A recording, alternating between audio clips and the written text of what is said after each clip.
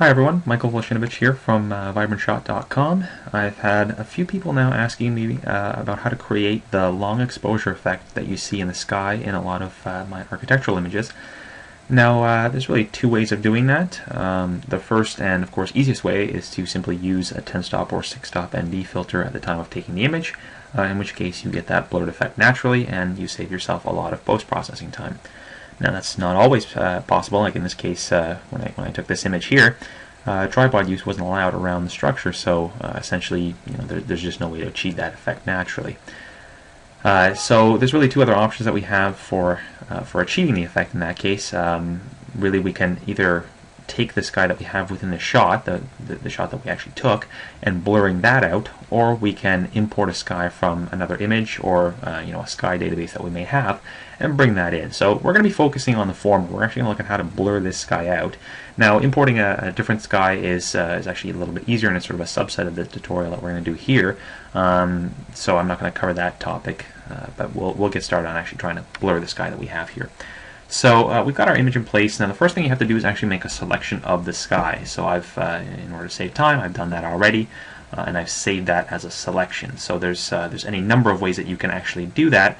In the case of this image here, I just used the quick select, ran through it quickly, made our selection. It was very easy to do simply because there's sharp lines here and a lot of contrast. So that was a fairly easy selection. Now, in the case of certain images where there's very little contrast, or you may have a very complex pattern around your foreground, that portion may take the majority of the time when you're actually trying to achieve this effect. So as soon as you do that, as soon as you make the selection, the first thing you're going to want to do is actually take that selection, excuse my windows there, you're going to want to take that and save that selection here. So I've already done that. I'm actually going to load the selection that I've already saved, and that's my sky selection over here. So we're going to load that in.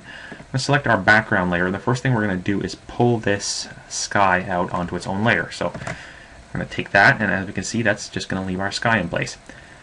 So the next thing we're going to do is we're going to want to take the foreground itself as well. So a couple of different ways we can do that. We can either, as you notice, you will lose your reselect option here. So that's why, again, it's important to save that selection. Another option that we have for us is we can just go right into this layer here, hit Control. That's going to select that sky for us. We can hit Command-Shift-I. That's going to invert our selection, go back into our background layer, and then we're actually going to pull that out. So that's one way. The other way of doing it would have been to just go Load Selection again, select Sky, and select Invert, and that would have sort of achieved the same effect provided we saved our selection in the first place. So now that we have that, we're going to pull that out on its own layer. So we're going to use Command-J or Control-J on PC. And that gives us our foreground. So if we sort of turn this off, we see that there is a little bit of an edge difference here, and that's why it's important to keep your background layer on, because it will help to kind of account for those little minute differences that you see in there. And for the most part, you'll actually never notice it in the final image, so just keep your background layer on. So next thing we're going to do is we're going to start manipulating the sky a little bit so that we can actually get it to a place where we're actually happy with the way it looks. So before we do that, I'm actually going to try and play with this sky just to make it look a little better in its current form. So what I'm going to do is I'm going to add a curves adjustment layer, and we're going to add that adjustment layer as a clipping mask. So we're going to do that by holding Alt on PC or Option on Mac and just kind of hovering our mouse in between these two layers, and that's going to apply that curves adjustment just to our sky. Next thing we're going to do is we're going to use the actual selection tool over here. So rather than kind of dragging on the histogram itself, we're going to use it on screen. And we're going to start off with picking a highlight here. So this is probably a good highlight to start with. We're going to just click down there. We're going to drag our mouse up, and that's going to give us a little more punch in the whites.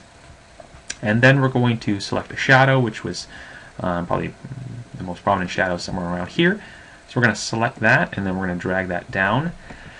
And as you can see, we've already created a more dramatic sky, but obviously it doesn't have the long exposure effect that we're looking for.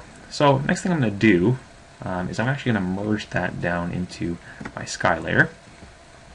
And then what we need to do is we're going to figure out just how we want to apply this long exposure effect here. So I'm going to, first thing I'm going to do is I'm going to take our background layer here, or our selection of our foreground, and I'm just going to drag that above so that it's above our sky layer.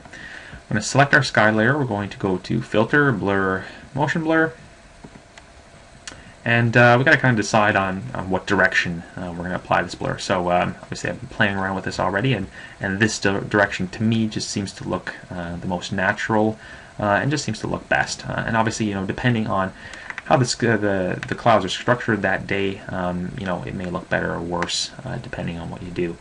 So we can see we can play with all these different angles here. You know, and some look better than others, but this one looked pretty nice to me. Now, again, you're going to want to play with the distance that you're actually blurring this out with. So obviously, you know, if you want a more intense effect, you can blur it a lot, you can blur it a little. You know, in this case, somewhere around this range here, 280 pixels is probably about right. Now, the one problem that we have here, because we're dragging everything in an upward motion, you're actually going to see some strange edge effects here. As you can see, you know, up here we do have this little lighter portion, and then here we have a lighter portion, and so the reason that's happening is because we're actually dragging sort of non-existing pixels. So if we deselect these layers over here, we leave just our background. What's happening is when we're dragging upwards through here, we're essentially trying to blend in some of this zero opacity background over here into our motion blur. So in order to get rid of that, what we're going to do is we're going to just basically there's two ways you can do it depending on how much motion you're going to be applying. If it's a lot and there's not too much variance across the sky, what I tend to just do is copy that layer using Command J or Control J. I'm going to just drag that sort of maybe offset a little bit like this. I'm going to bring that layer below it, and then what we're going to do is we're actually going to just paint over that just to create sort of a cleaner effect. So let me just disable this. We're going to merge the two layers together using Command Option Shift E or Control Alt Shift E on PC. Then we can just disable these two. We're going to be working on this sort of merged sky layer over here. So next thing we're going to do is we're going to use our clone stamp, and if you weren't blurring a lot, you could just use clone stamp only. You don't have to actually duplicate these layers, but what I'm going to do is I'm basically just going to create sort of a smoother transition between these two layers here. So I'm just going to drag through here and just clean this up a little bit. Same with this. I'm just going to kind of tidy that up so that it doesn't look quite as ridiculous. And we don't see those edges. And again, as you do this, you're not going to get a perfect effect. It's not going to look overly natural at this point, and that's really not what we're going for here. We don't need it to look natural because the amount of blur we're going to apply to this is pretty much going to take care of that for us. So we're just going to just clean up these sharp edges a little bit so that we don't have that variance. And like I said, you don't have to be very careful with this.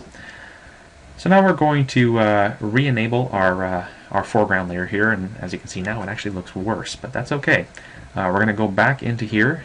We're going to go back into our filter blur motion blur, and we've got that direction already. Now as you can see, as we do this, we've introduced some gaps here. Now it's really your call as to whether or not you want to fix that up, and actually those gaps were present before, but the reason we're seeing those gaps now is because our background layer is not enabled.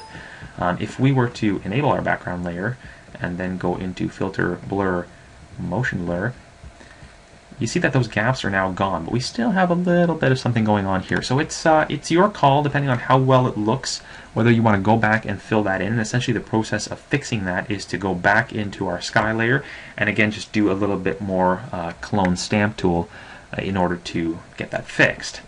So now in this case here, we see that this is causing some problems over here when we have that blur. So I'm just going to go back actually. We're going to select just our layer here. We're going to use clone stamp again. And we're just going to darken that up because that just did not look terribly good. In here also we had a little bit of an issue, so I'm just going to fill this in for good measure. And again, this process, you know, usually doesn't take too long, but you kind of have to see where you're missing pieces. So we'll select that again, select our background layer, give this another try.